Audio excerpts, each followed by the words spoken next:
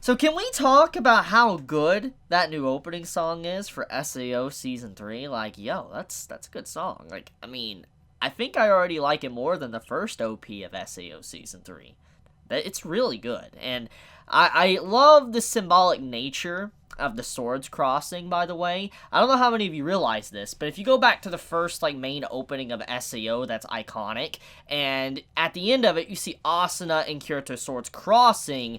But in this, you see Eugeo and Kirito's swords crossing this time, which is very interesting because it's showing that these two are going to be on a journey, a path together to be able to figure out what's going on, break out of this world, whatever's happening with Raph, you know, just they're working together. And I do like how symbolic that is. It's kind of like a callback to SAO, the original, but at the same time, I don't want it to have too many callbacks because the original anime for Season 1 was pretty bad, and so I don't want any more, like, similarities. Let's end it at that, because Season 3 has been absolutely amazing, which, by the way, let's get into that.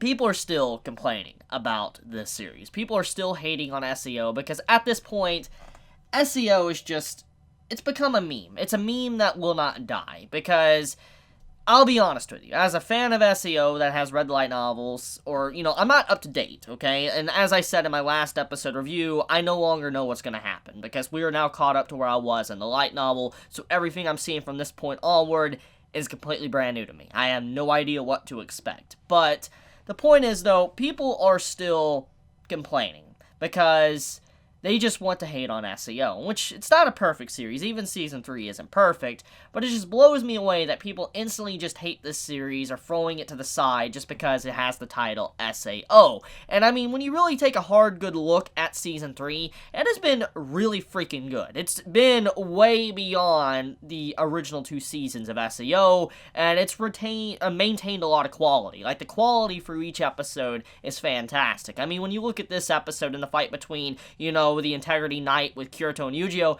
it's incredible. It looks really freaking good, and I mean, if this is just what we can get already in like a first few fighting scenes we've already seen for SAO Season 3, imagine what we can get in the future. I mean, last episode, seeing the Cardinal versus the Administrator, that was awesome too. Just seeing how the swords were being parried, or that the staff and the sword was being parried, it was cool. And so I think people that are still hating on this series are just those individuals that are really not watching SEO, but they just want to troll or hate on it, and I just like, why? Why spend your time just constantly doing it week after week, and, you know, just let it be. Let it go. If you don't like the series, you don't like the series, just go. It's fine. I mean, it's understandable if you don't like it. It's not a perfect series, but just, come on, now at least watch it before you start hating on it. But okay, enough with that. Sorry with the mini rant.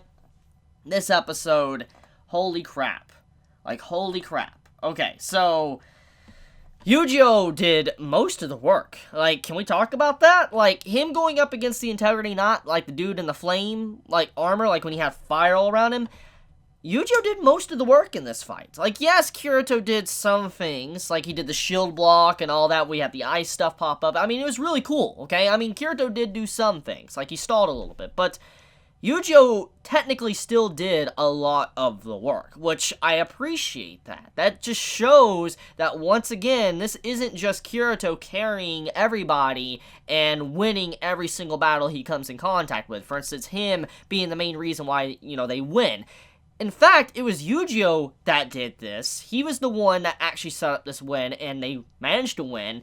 But when we really think about all the major events that's happened in this season so far, Eugeo's been kind of the main cause of everything, or, like, major fights. Like, let's think about, you know, the two royal people, like the two people that got killed, or, you know, almost died. One died, one didn't, but got his arm chopped off. You remember that Eugeo was the one that kind of initiated that. He went in there, and then he broke the taboo index. I mean, Eugeo's kind of been responsible for a lot of the things that's happened in this series, so it really just if there's one thing we have to be thankful for, is that Eugeo is such a good character to be able to kind of navigate the POV from Kirito over to another character and give them more focus to really help out Kirito, where he's not constantly doing everything by himself. Kirito's having to work for things, or he's not always winning every fight he goes into. He needs help to be able to achieve something.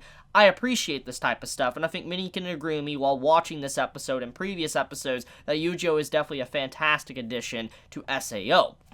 Now, let's talk about the actual fighting sequence.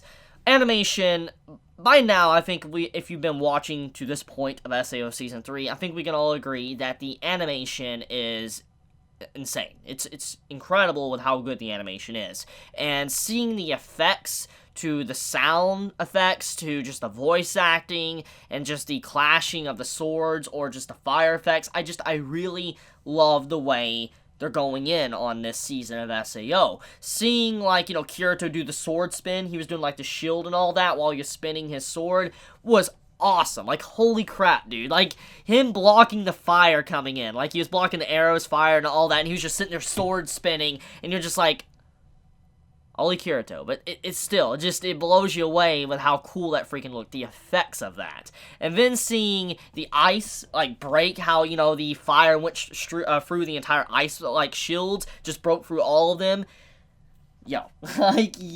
I love this. So this is a really good adaptation, and probably, like I said, easily the best season of SAO. And I don't think anything else from what we've seen of SAO comes close to the quality of this season. So anyways, getting into the main point of this episode, Kirito, he tried to get an Integrity Knight on his side. Let's talk about that.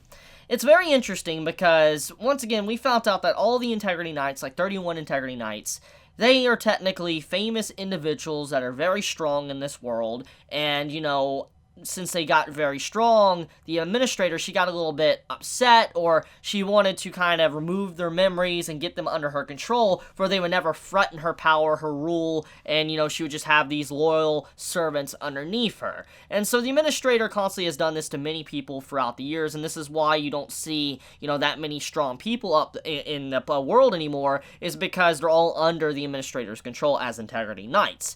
And the point about this is that seeing how Kirito was trying to get one of them on his side, he's like, hey, the administrator, she's lying to you. She's actually just been telling you lies. She removed your memories, and, basically trying to persuade him in a way to where he could become a turncoat and help out. Obviously, it wasn't successful, which it could turn out to be successful, many episodes down the road. Like I said, I'm anime only now, so I don't really know what to expect. I have no idea what's going to happen now, how the fights are going to be, and honestly, I'm actually welcome it. I welcome not knowing what's going to happen now, because now I'm officially an anime only like all of you guys. I mean, one of these days I will go back and read the light novel to see the differences, because even if this is a good adaptation, there's going to be differences. It's common knowledge when it comes to a light novel turning into an anime. This goes for a book as well, into a movie.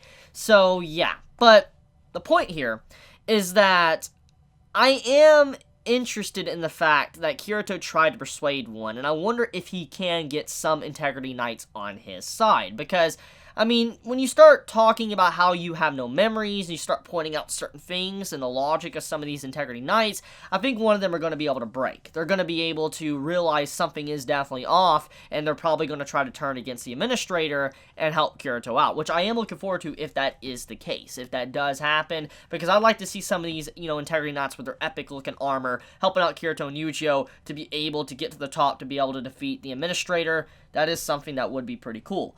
Now, anyways, another thing, too, to talk about is Eugeo's personality. So, as we know, Eugeo, he broke the taboo index. He finally overcame that wall, and now he's pretty much a human being now. He's no longer being restricted. He can do whatever he wants, like, without any question. Like, nobody's restricting him anymore.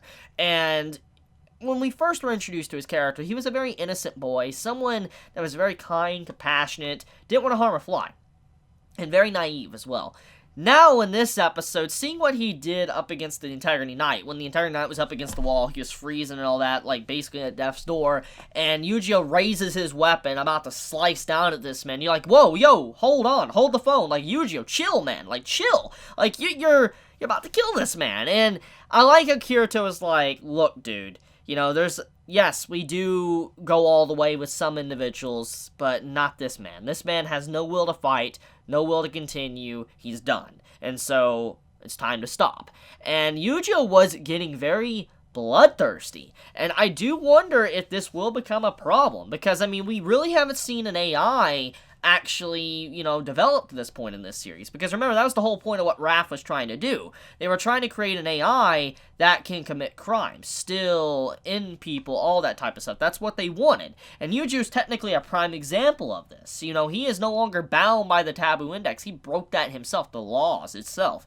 And so I do wonder if, you know, this will prove that there is a problem with this AI, that Eugeo might gain, you know, I guess bloodthirstiness, like he just wants to constantly end people and maybe you get a passion for it. It'd be interesting if he turned out to be like maybe one of the final people that Kirito needs to fight in the underworld, if he turns out to become like a bad guy, because, you know, he just can't help himself anymore.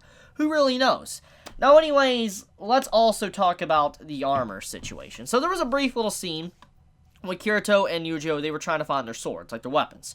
And when they finally do find their weapons, Eugeo asks a very interesting question. He's like, hey, Kirito, shouldn't we get some armor on? And when you look at the armor, it looks really good. And I think at the end of the day, though, even if they put armor on, it probably wouldn't save them from the Integrity Knight's abilities. They'd probably get filleted like it's nothing. But even then, though, armor is still, in some ways, important. And seeing how, you know, Kirito's like, no, I don't need it or whatever, we can just use these, you know, regular clothing. There's a lot of meaning here, which even though I don't know what's going to happen from this point onward, I do know it's a part of Kirito's character. Besides the obvious joke of, oh, he has plot armor, the reason why Kirito will not wear armor is because he's so used to not wearing it. It's kind of like when you're playing a game, you're used to a certain control scheme, like let's say you're playing a game with like, you know, your joysticks reversed or something, and you're used to that way.